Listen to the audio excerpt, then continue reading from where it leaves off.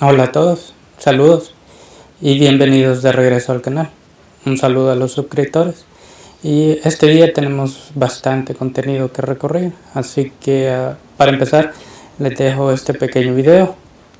Ya dijimos que se trata de el nacionalismo, pero vamos a restar algunas cosas del video antepasado y los vamos a agregar con el de ahora y ya continuamos. Así que miremos el video. Hoy está usted desbordante de sabiduría popular. La sabiduría popular no tiene mucho que envidiar a la de los que van de intelectuales. Y eso define perfectamente nuestra situación. Si hay posibilidad de que pase algo malo, pasará lo peor. Hemos superado muchas crisis, esta no tiene por qué ser diferente. Lo difícil no es superar las crisis. Lo difícil es las heridas que quedan abiertas. Y España está llena de ellos. Sí, que lo saben precisamente aquellos que se creen con la verdad absoluta, y tratan de imponerla a los demás. Exacto. Sí, se les llena la boca de palabras como patria, Dios, y luego negocian con las dos cosas. Sí, o los que proclaman revoluciones y cuando triunfan, imitan a las dictaduras que antes criticaban tanto. Ay, sin saber que todo no es nada más que una lucha entre hermanos. Bueno, ahí tiene usted a Caín y Abel.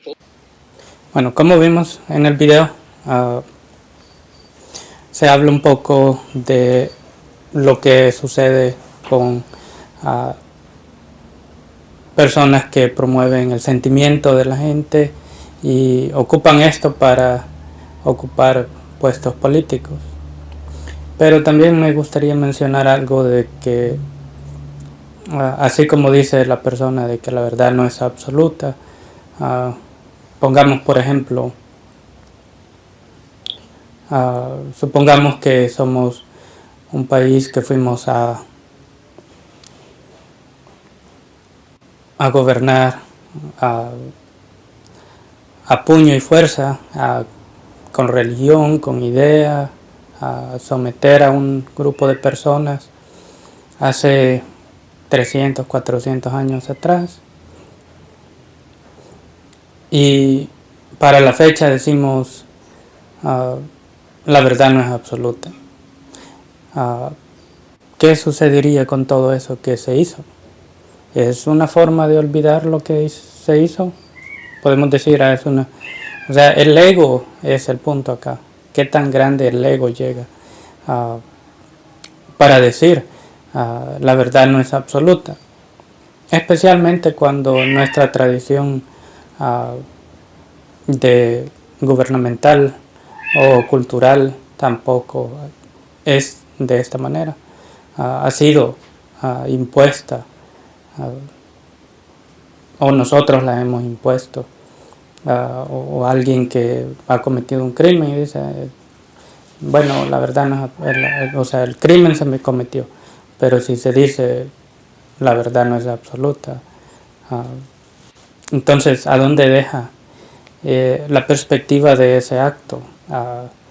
Mantener un récord historial de ese acto no es suficiente, o es la noción tratando de reprochar su mismo acto. Pero acordémonos que esas personas son actores, ellos solo actúan y no escribieron. Tal vez la persona que escribió el guión no estuvo pensando muy bien sobre esto, pero también es muy relevante a las cosas que se dicen cuando se promueve de que la verdad no es absoluta. Bueno, se comete un crimen y 20 años después, sí, no, se me cometió el crimen, pero es solo historia. La historia no es absoluta. Esa verdad no es absoluta. Y como espero que vayamos siguiendo la línea de lo que he estado proponiendo en los videos desde el comienzo, espero que la consistencia se vaya manteniendo como escritor. Es lo que tratamos de hacer. Pero en fin, para continuar, vamos a leer el primer párrafo. Y como les repito, hay bastante contenido en este video, así que espero que no se vayan. Hay mucho más. Usualmente les digo que con un video podemos resumir lo que dijimos en pocas palabras, pero en este caso quizás los videos va a ser al revés. Hoy se escribe más en pocas palabras que es lo que dan los videos. Pero para hacer un poco interactivo el video, este video, ponemos algunos ejemplos para mantener que estas cosas, yo no soy experto en escribir sobre las discordias o cosas de esta naturaleza, más que todo doy respuestas. Así que continuamos con párrafo 59.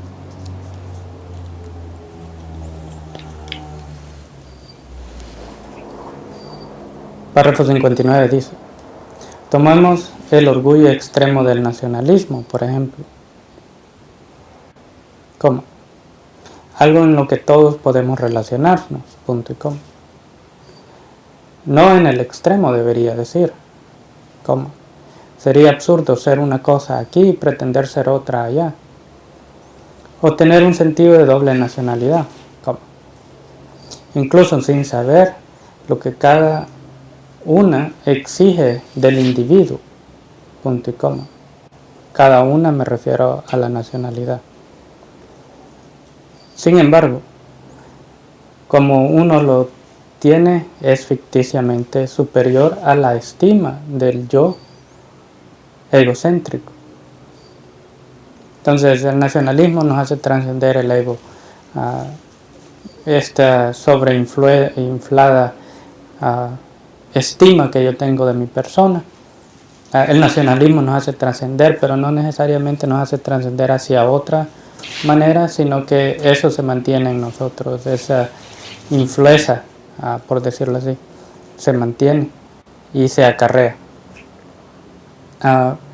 Y por ejemplo, muchos de los líderes que han existido, no solamente en esta centuria, sino que a lo largo de la historia, desde quién sabe cuándo, han habido líderes. Y acá les dejo un video para que observemos la amplia gama de líderes políticos que tenemos en esta rama, y todo esto nosotros lo estudiamos con el fin de entender por qué los individuos actúan de la manera que actúan cuando se les da poder.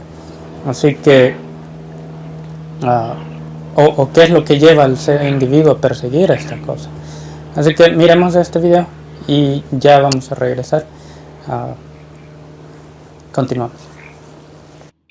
Desde un dictador que decía que era de vidrio a otro que decía nunca haber defecado. Bienvenido a Doctops. Estos son los 10 dictadores más locos y excéntricos de la historia.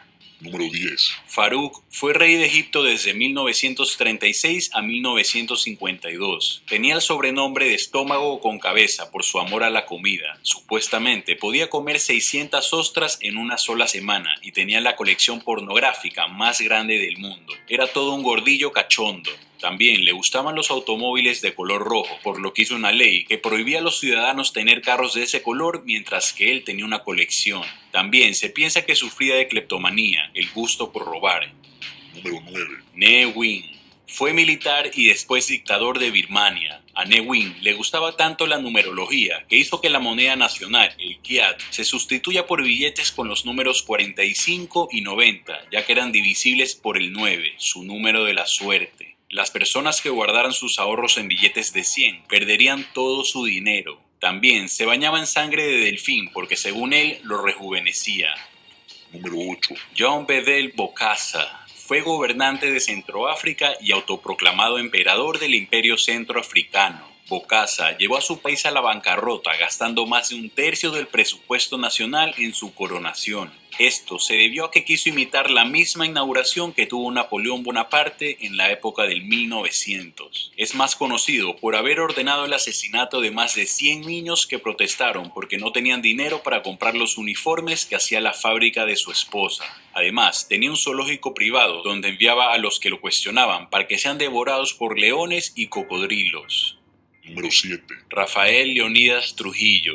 Cuentan las biografías que su personalidad estaba marcada por un gran resentimiento social y represión personal debido a las carencias de afecto a las que fue sometido durante su niñez. Como muchos otros dictadores de su calaña, pensaba que era Dios y llegó a ordenar que todas las iglesias de su país colocaran un cartel que decía Dios en el cielo, Trujillo en la tierra. organizó un evento que costó más de $30 millones, denominado la Feria de la Paz y la Fraternidad del Mundo Libre, donde nombró a su hija como reina y a su hijo de 3 años coronel. Número 6. Saparmurat Niyazov, presidente vitalicio entre 1990 y 2006 de Turkmenistán, un país desértico en el que ordenó construir un castillo de hielo enorme. Además, prohibió el maquillaje, los dientes de oro y los playbacks en los conciertos. Exigió que el libro que él había escrito tuviera el mismo estatus que el Corán en las mezquitas. De hecho, todos los empleados debían memorizarlo para mantener sus puestos de trabajo y no se podía obtener un permiso de conducir a menos que conocieras todos sus textos al pie de la letra. Número 5. Mobutu Sese Seko fue un militar y dictador de la República de Zaire. En las primeras épocas de su reinado, nacionalizó las firmas extranjeras y expulsó a los inversionistas europeos del país. Esto llevó al país a una crisis económica devastadora. Además, prohibió el uso de corbatas y de nombres extranjeros, ya que eran representativos del occidente. Mientras su país se desplomaba, construyó una pista de aterrizaje personal para irse a París de compras, donde se llevaba alrededor de 100 personas, gastando hasta $1 millón por semana. Número 4. Calígula. A pesar de haberse casado 4 veces, existen relatos de que el emperador romano Calígula gustaba del incesto, ya que se acostaba con 3 de sus hermanas y hasta las prostituía. En el Coliseo romano, cuando ya no quedaban más gladiadores, escogía personas inocentes de las gradas y hacía que peleen contra leones. Algunos creen que sufría esquizofrenia, ya que hasta quiso apuntar a su caballo como senador. Número 3. Idi Amin. Se hizo llamar con el nombre de Su Excelencia, presidente de por vida, soldado, doctor, rey de las bestias de la tierra y de los peces del océano, conquistador del Imperio Británico y general de África. Presuntamente practicaba el canibalismo con algunos de los disidentes de su régimen. También ordenó la salida inmediata de más de 80.000 asiáticos de su país y prohibió su entrada después de recibir la negación de una oriental para casarse con él. Este de seguro era bipolar. Número 2. Carlos VI de Francia, conocido como Carlos el Loco, alrededor de los 25 años, comenzó a sufrir ataques psicóticos que ya no le abandonarían el resto de su vida. Durante un ataque en 1393, no podía recordar su nombre, no sabía que era rey y huyó de su mujer aterrorizado. No reconocía a sus hijos, pero sí a su hermano y concejales, así como recordaba los nombres de personas que ya habían fallecido. En ataques posteriores, vagaba por sus palacios aullando como lobo, rehusó bañarse durante meses y sufrió alucinaciones que le hacían creer que estaba hecho de vidrio. Lo más probable es que haya tenido esquizofrenia.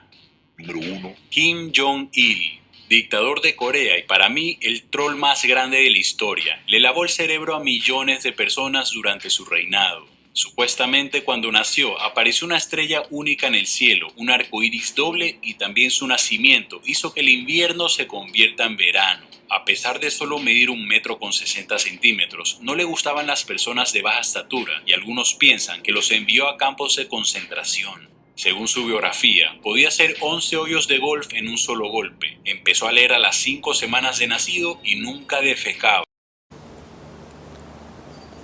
Bueno, hemos visto el video, así que continuamos con esta literatura.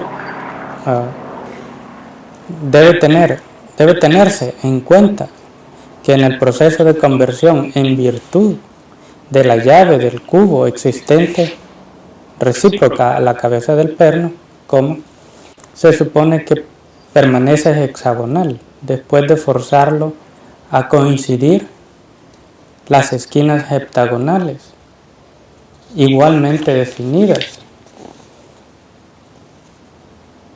son cambiadas y a su vez resultan con la cabeza alterada como la llave del perno. Fin de párrafo.